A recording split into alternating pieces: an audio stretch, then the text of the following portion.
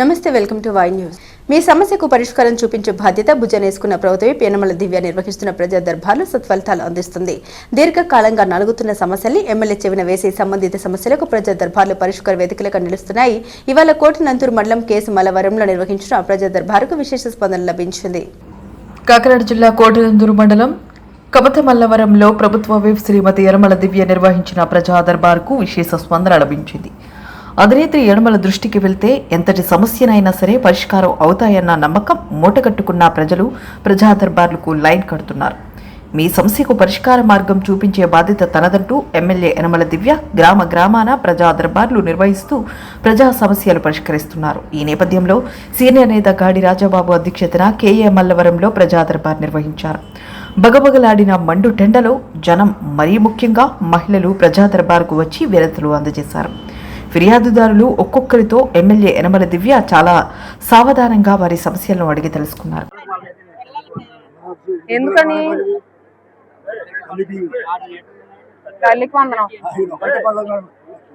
మీ ఊర్లో ఒకరికే పడలేదు? ఎందుకు మీ కరెంట్ బిల్ ఎక్కువ వచ్చిందా?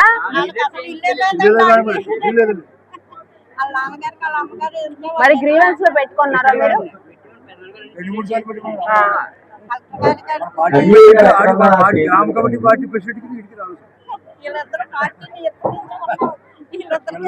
కాదు, ఇతను పంచాయతీ సెక్రటరీ రమ్మనండి.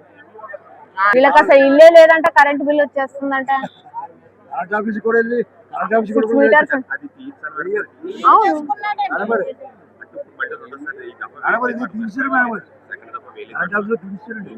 కరెంట్ ఆఫీస్ లో తీయించేశారు. గ్రీవెన్స్ రేజ్ చేశారా? అప్పుడు తల్లికి వందనం పడ్డ తర్వాత 30 days గ్రీవెన్స్ ఓపెన్ చేశారు కదా. ఎలిజిబుల్ అండ్ టు బి పెడ్. మరి ఆ విషయం చెప్పారు అతనికి? ఎలిజిబుల్ ఉందంటయ్యా, మీకు వస్తుందట. కాకపోతే నెక్స్ట్ తడవ వస్తుందంట, ఈ తడవ రాదు. ఈ సంవత్సరం వస్తుంది. ఇప్పుడు మేలో, మొన్న ఒకసారి మేలోనే కదా ఇచ్చారు. ఇప్పుడు నెక్స్ట్ 2వ సంవత్సరం నుంచి వస్తుంది. అది ఇప్పుడు ఎలిజిబుల్ టు బి పేడ్ అని ఉందంట.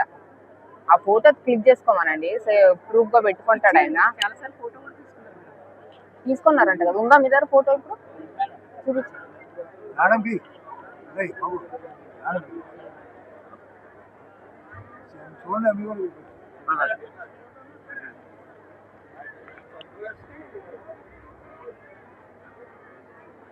చాలా సమస్యలను అక్కడికక్కడే పరిష్కరించిన ఆమె ప్రధాన సమస్యలను అధికారుల దృష్టికి తీసుకువెళ్లి త్వరితగతిన పరిష్కరించాలని ఆదేశించారు. ఈ సందర్భంగా ఆమె మాట్లాడుతూ ఇప్పటి వరకు గ్రామ అభ్యుదయానికి చేపట్టిన వివరాలు తెలియజేశారు. పేదల సంక్షేమానికి కూటమి ప్రభుత్వం కట్టుబడి ఉందని, అర్హులందరికీ ఎలాంటి వివక్షత చూపకుండా సంక్షేమ పథకాలు అమలు చేస్తామన్నారు. అంతకుముందు మేడే సందర్భంగా ఎమ్మెల్యే యనమల దివ్య పారిశుద్ధ్య కార్మికులను సత్కరించి ప్రోత్సాహకాలను అందజేశారు. మా కూటమి నాయకులు, కార్యకర్తలకు, అలాగే గవర్నమెంట్ ప్రతినిధులకు, మీడియా వారికి అందరికీ కూడా నా నమస్కారాలు. బహుశా ఎలక్షన్ అయిన తర్వాత మీ గ్రామానికి ఇదే మొదటిసారి రావడం నేను. రెండోసారా? ఓకే. మొదటిసారి దీనికి వచ్చాను మనం.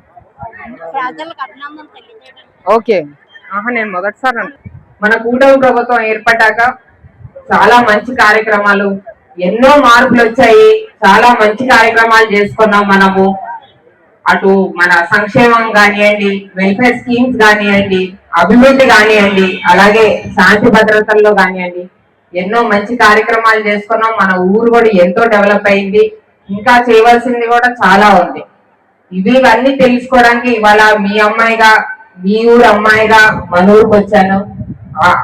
అందులోనే మీరు కూడా చాలా నాకు సపోర్ట్ చేసి ఎన్నో ప్రాబ్లమ్స్ కాకుండా ముఖ్యమైన ప్రాబ్లమ్స్ మటుకు ఈ కొండపాడు గ్రామం కొండపాడు భూమికి సంబంధించిన ప్రాబ్లమ్స్ చెప్పారు. అలాగే మన బడుగు బలహీన వర్గాల బరియల్ గ్రౌండ్స్ కి చెప్పారు. ఆల్రెడీ నేను ఆ బరియల్ గ్రౌండ్స్ విషయం కూడా టేకప్ చేస్తున్నాను.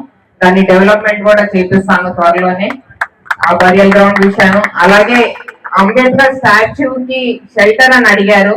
ఇది నేను అంబేద్కర్ గారి జయంతి అప్పుడు కూడా చెప్పాను. నాకు ఒక ఆలోచన ఉంది, మన కాన్స్టిట్యుయెన్సీలో ఏవైతే అంబేద్కర్ గారి విగ్రహాలు ఏవైతే ఉన్నాయో ఎండకి వానకి తడిసిపోతున్నాయి, ఎండకి పెయింట్లన్నీ కూడా ఫీడ్ అయిపోతున్నాయి. కాబట్టి నాకు ఒక ఆలోచన వచ్చింది, ఈ స్టాచ్యూలు అన్నిటికీ కూడా ఒక షెల్టర్ అనేది ఏర్పరచాలనే ఆలోచన వచ్చింది. అది ఎలా వర్కౌట్ చేయాలనే దానిలో కూడా నేను ఉన్నాను.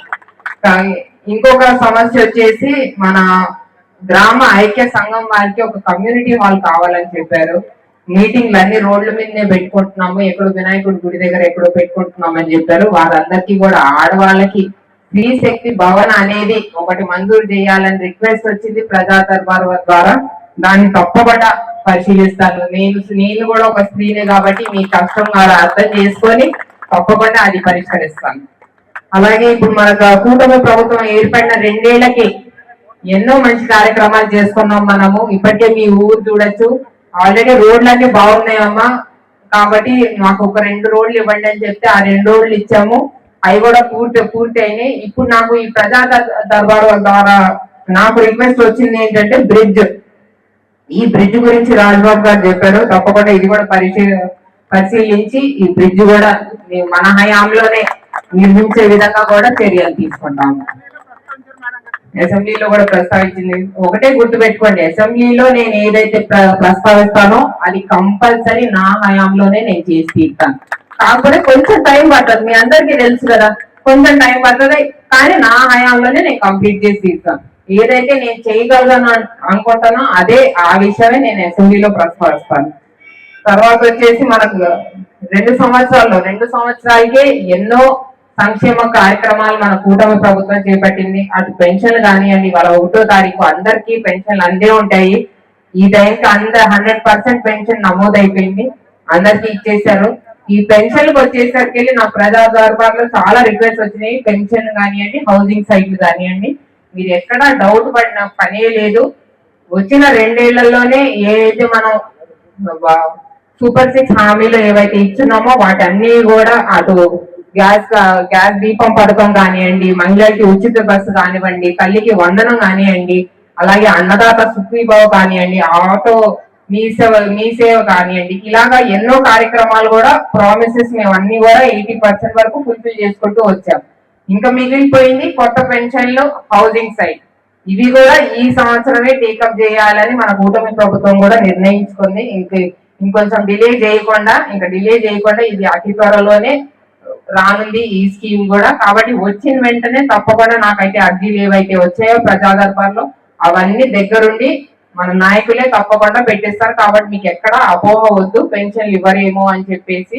పార్టీలకు అతీతంగా పెన్షన్లు అనేది పెట్టడం జరుగుతుంది, వాళ్ళు వీళ్ళు అని కాకుండా అర్హులు ఎవరైతే ఉన్నారో తప్పకుండా వాళ్ళకి నేను పెన్షన్ ఇప్పిస్తాను. వాళ్ళు కాదు వీళ్ళు కాదు, వాళ్ళ అర్హులు, వాళ్ళ రైట్ అది పెన్షన్ తీసుకునే రైట్. కాబట్టి కూటమి ప్రభుత్వం ఎప్పుడైతే అనౌన్స్ చేస్తుందో అప్పటి నుంచి తప్పకుండా మీ అందరి పెన్షన్లు కానివ్వండి, హౌసింగ్ సైట్లు కానివ్వండి మేము పెట్టేస్తాం. సో దాని గురించి డౌటే అవసరం లేదు. ఇలానే ఇంత ఆదరణ నేను ఎప్పుడు వచ్చినా సరే మీరందరూ కూడా నాకు మీ ఇంటి అమ్మాయిలాగా ఘన స్వాగతం ఇస్తారు. ఇవాళ కూడా అదే చూశాను నేను. కాబట్టి ఎప్పుడు కూడా ఇంతే ఆదరణ మీరందరూ నాకు చూపించాలని మనస్ఫూర్తిగా కోరుకుంటున్నాను. ఎప్పుడు మీ ఊరు మరింతగా డెవలప్ చేసే బాధ్యత నేను తీసుకుంటాను. Thank you. జై హింద్ అమ్మా. ఇప్పుడు అందరూ ఫోన్ చేయండి.